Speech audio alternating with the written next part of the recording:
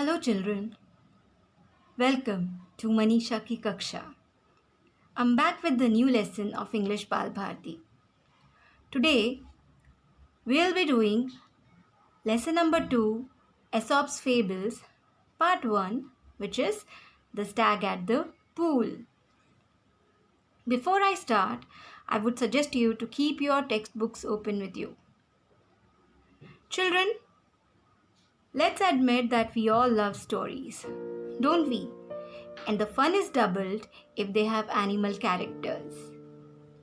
The Boy Who Cried Wolf, The Lion and the Mouse, The Hare and the Tortoise are some of the very popular fables. I'm sure आपने ये कहानियाँ ज़रूर सुनी होंगी. These fables are from the popular collection of Aesop's fables. Now, who was Aesop? Aesop was a great storyteller from a beautiful country named Greece. Okay, now let's start with the lesson. Fables are short stories that have a moral or message for us, something to learn and keep in mind. As we grow up, most of the fables have animal characters who think and act just like human beings. As I told you, children, fables are very short stories which gives you a moral message, and they mostly have animal characters. It is believed that many of the fables were first told by a wise person called Aesop. Aesop lived hundreds of years ago in a country called Greece. His stories became so popular that people passed them on from generation to generation.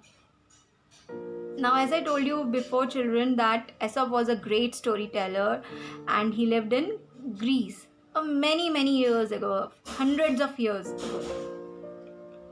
And his stories were so popular that people passed them on from generation to generation. Now, what do you mean by generation to generation?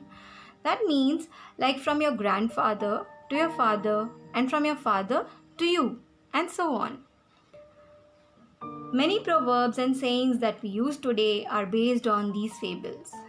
Here are two well-known fables. Now, many proverbs which we use today in English language are mostly based on these fables only.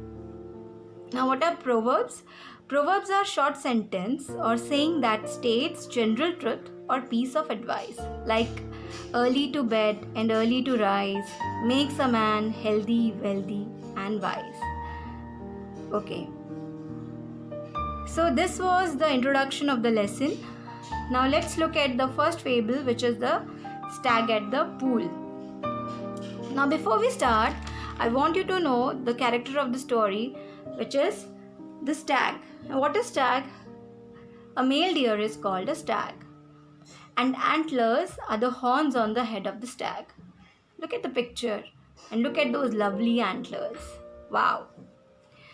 Okay, so let's get started. So, one day, a beautiful stag came to a pool of clear water. As he bent down to drink, he saw his own reflection in the water. He was delighted with what he saw. Instead of drinking water, he kept looking at his own reflection. So what happened? One day a beautiful stag came to a pool of water to drink water, where he saw his own reflection, means he saw his own image in the water. He liked it so much that instead of drinking water, he kept looking at his own reflection. Now, how handsome I look, he said to himself. How beautiful are these curving antlers. How they add to my beauty. How graceful they look. Now here, children, he was admiring himself. When he was looking at his own image, he was admiring himself, that how handsome he looked and how lovely and how beautiful are his antlers. And the antlers make him look more beautiful. Okay, so it is like how you admire yourselves when you dress for some occasion. You too stand in front of the mirror taking selfies, है ना? But the stag didn't have a phone. Oh, otherwise he would also have done the same. What do you think? Okay, so now move to the next para. Then he moved nearer and saw his legs reflected in the pool. He was quite disgusted. Look at my legs. They are so ugly, all spindly with small feet. How I wish that nature had given me legs worthy of my stately antlers. Now, what happened to the stag? Here, the stag is really unhappy with his legs. When he saw the image of his legs, he really disliked them. Disgusted means he didn't like, it's strong dislike. Okay, so he really disliked them. He felt that they were ugly, all spindly. All spindly means long and thin. So he didn't like his legs at all. And he wished कि वो उतने ही सुंदर होते जितने कि उसके antlers. He wished कि nature ने उसको उतने सुंदर पैर दिए होते जितने सुंदर उसको एंटलर्स दिए हैं. So actually he was upset. Let's move to the next para. As he was brooding in this way, the stag heard an arrow going swish across the pool. At the same time, he picked up the scent of hunters. With a quick turn, he bounded away. His legs carried him swiftly into the forest.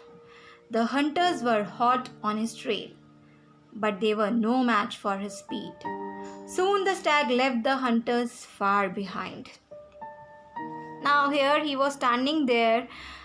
Brooding means he was thinking sadly for the long time. Okay, so he was standing there thinking sadly about his legs. And then what happened? Suddenly he heard the sound of an arrow. And at the same time he picked up the scent of hunters. Picked up the scent of the hunters means, children, some animals have a very strong sense of smell. They can smell danger from quite a distance. So as the stag sensed it, he bounded away, means he moved away quickly with large jumping, and his legs carried him swiftly to the forest. Swiftly means at a great speed, and the hunters were left far behind. And children, what helped stag in doing so?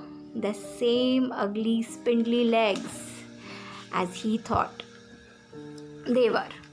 Okay, now let's move to the next para. Now what happened? Safe and out of the hunter's reach, the stag slowed down. Suddenly, without realizing it, he walked into a thicket. There were trees with strong branches growing close together. And alas, the same antlers of which he was so proud got caught in the thick growth.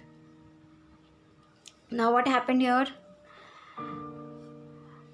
Now he was out of the hunter's reach. But then what happened?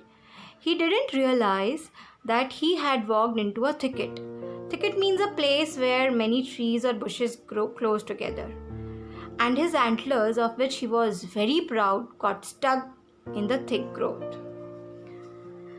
Okay, now let's see what happened next.